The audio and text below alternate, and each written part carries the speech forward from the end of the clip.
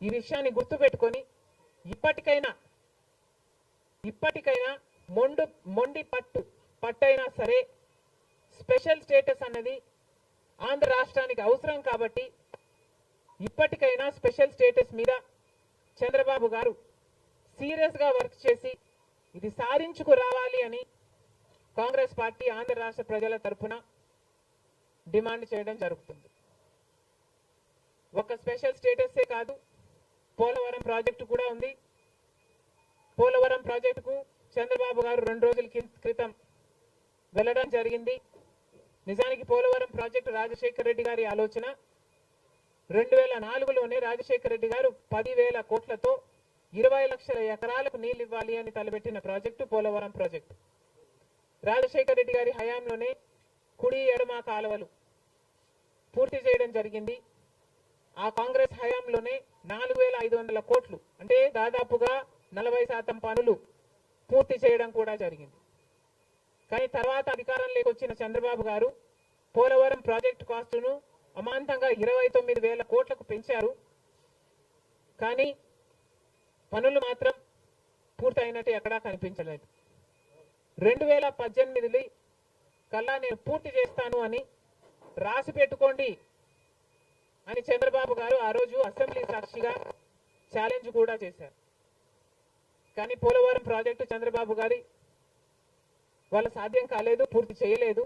ఆ తర్వాత అధికారంలోకి వచ్చిన జగన్మోహన్ రెడ్డి గారు పోలవరం ప్రాజెక్టుని మళ్ళీ రివర్స్ టెండరింగ్ అంటూ మొదలుపెట్టి 55,000 కోట్ల రూపాయలకు దాన్ని ప్రాజెక్టు కాస్ట్ను పెంచారు. తీరా చూస్తే ఏ పని జరగలేదు. ఇప్పటికైనా చంద్రబాబు గారు చెప్తున్న మాట ఏమిటి అంటే 75% పనులు మా హయాంలోనే పూర్తయ్యాయి, 25% పనులు మిగులున్నాయి, నేను పూర్తి చేస్తాను అని చెప్పడం జరిగింది మొన్న చంద్రబాబు గారిని కాంగ్రెస్ పార్టీ ప్రశ్నిస్తుంది. మరి 25% పనులు మాత్రమే మిగులుంటే 4 సంవత్సరాలు పడుతుంది అని మీరు ఎందుకు చెప్పారో చంద్రబాబు గారు సమాధానం చెప్పాలి. పోలవరం ప్రాజెక్టు మీద ప్రజలకు క్లారిటీ లేదు కాబట్టి పోలవరం ప్రాజెక్టు మీద ఒక వైట్ పేపర్ మీరు రిలీజ్ చేయండి. దాంట్లో అసలు పోలవరం పరిస్థితి ఏమిటి, దాని డిజైనింగ్ దగ్గర నుంచి మొదలు పెడితే అసలు దాని ప్రస్తుత పరిస్థితి ఏమిటి, మీరున్న 5 సంవత్సరాల అధికారంలో ఉన్నప్పుడు ఏం చేశారు, తర్వాత జగన్మోహన్ రెడ్డి గారు ఏం చేశారు, ఇప్పుడు ఏమి చేయాలి, ఎగ్జిక్యూషన్ కథ ఏమిటి, అన్నిటి మీద చేస్తుంది. ఇదే కాకుండా రాష్ట్రంలో ఎన్నో సమస్యలు ఉన్నాయి. ఏపీ రీఆర్గనైజేషన్ యాక్ట్ లో మనం తెచ్చుకోవాల్సింది, సాధించుకోవాల్సింది ఎన్నో ఉన్నాయి.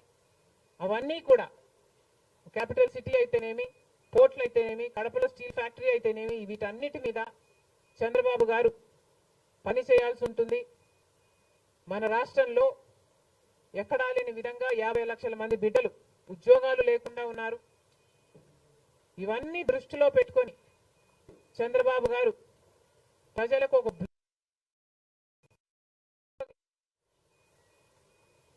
బాగుంటుందని కాంగ్రెస్ పార్టీ భావిస్తుంది. ఇదే కాకుండా చంద్రబాబు గారు సూపర్ 6 ఈ గ్యారంటీలతో చంద్రబాబు గారు ఎన్నికలకు వెళ్లారు. దీంట్లో యువతకు 20 లక్షల యువత వరకు ఉద్యోగ అవకాశాల కల్పన కల్పిస్తామని చెప్పారు. లేదా 3,000 రూపాయలు ప్రతి నెల ప్రతి నిరుద్యోగికి నిరుద్యోగ భృతి ఇస్తామన్నారు చంద్రబాబు గారు.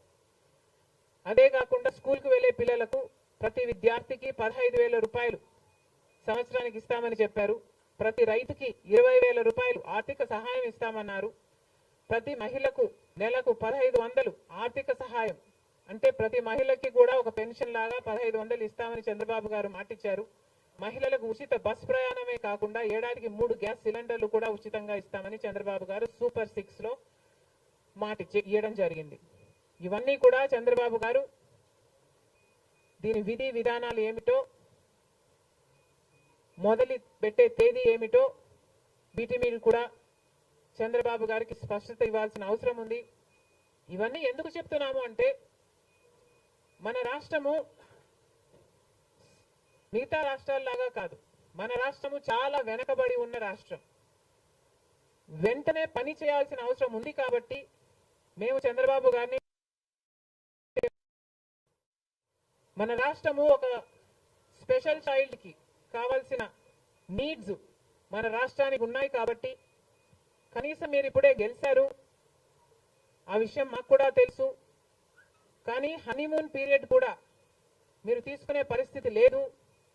వెంటనే పనిలోకి దిగాలి, ఇవన్నీ చెయ్యాలి, మొదలు పెట్టాలి అని కాంగ్రెస్ పార్టీ చంద్రబాబు గారికి సూచిస్తుంది. అంతేకాదు కాంగ్రెస్ పార్టీ తరఫున మేమందరం కూడా ప్రజల పక్షాన నిలబడుతూనే ఉంటాం. ప్రత్యేక హోదా గురించి అయితేనేమి, ఆంధ్ర రాష్ట్ర బిడ్డల భవిష్యత్తు గురించి అయితేనేమి కొట్లాడు వైఫల్యాలను ఎత్తి చూపుతూనే ఉంటాం. ఒక కన్స్ట్రక్టివ్ అపోజిషన్ గా కాంగ్రెస్ పార్టీ నిలుస్తుందని ఆంధ్ర రాష్ట్ర ప్రజలకు మరొకసారి ఏపీపీసీసీ మాటిస్తుంది. Thank you.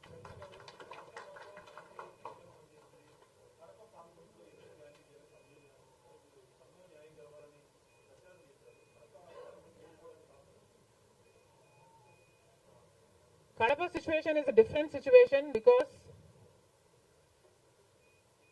కడపలో ఎంపీ ఉన్నాడు, ఎమ్మెల్యే ఉన్నాడు, అధికార పక్షం.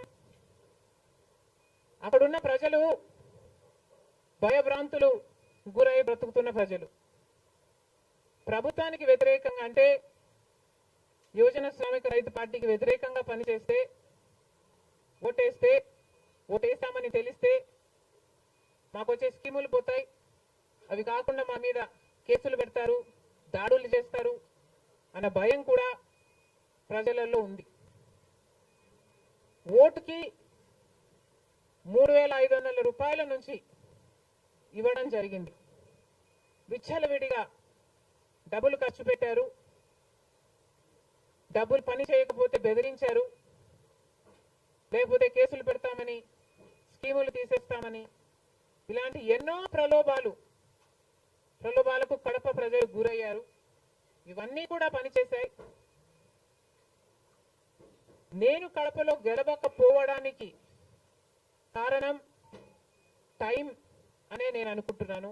బికాస్ నేను కడపలో తిరిగింది కేవలం 14 రోజులు మాత్రమే. 14 రోజులు క్యాంపెయిన్ చేశాము, మిగతా టైం స్టేట్ వైడ్ క్యాంపెయిన్ చేశాము. మేము 14 రోజులు ఎంత కష్టపడినా కూడా we were not able to cover most of the geographical area. చాలా మటుకు రూరల్ ప్రాంతాలలో కనీసం రాజశేఖర్ రెడ్డి బిడ్డ పోటీ చేస్తుంది అన్న విషయం కూడా చాలా మందికి తెలియలేదు. మేము పోటీ చేసింది కూడా ఎలాగైనా సరే మళ్ళీ హంతకులు, హత్య చేపించిన వాళ్ళు చట్టసభలకు వెళ్ళకూడదు అని ఉద్దేశంతో మాత్రమే పోటీ చేయడం జరిగింది.